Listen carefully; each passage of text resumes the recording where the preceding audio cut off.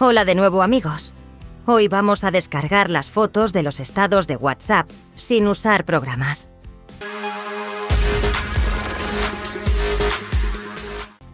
Lo primero que tenemos que hacer es ir a los estados y ver las fotos que queramos guardar. Si no las vemos primero, este truco no funcionará. Una vez vistas, abrimos cualquier explorador de archivos que venga instalado por defecto en el móvil. Ahora activamos la opción Mostrar archivos ocultos desde los ajustes del explorador.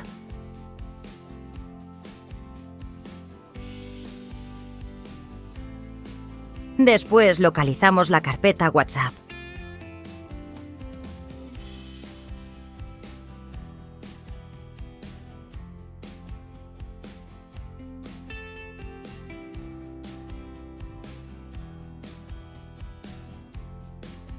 Entramos en la carpeta Media y dentro de ella abrimos la carpeta Statuses.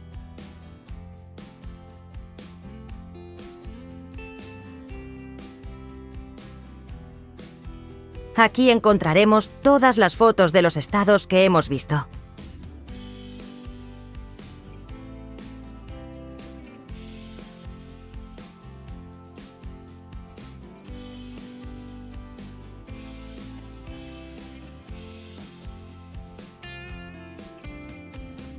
Ya solo nos queda copiar la foto o las fotos que nos interese guardar y pegarlas en otra carpeta para que WhatsApp no las elimine cuando pasen las 24 horas desde que se publicó el estado.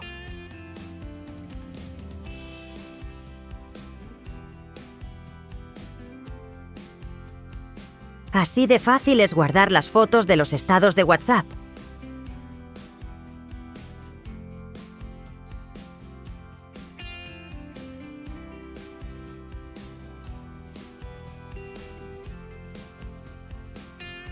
Nos vemos en unos días con un nuevo video. No olvides suscribirte para no perderte los próximos tutoriales. Bueno, pues esto es todo por hoy, amigos. Nos vemos en el próximo vídeo. Besitos.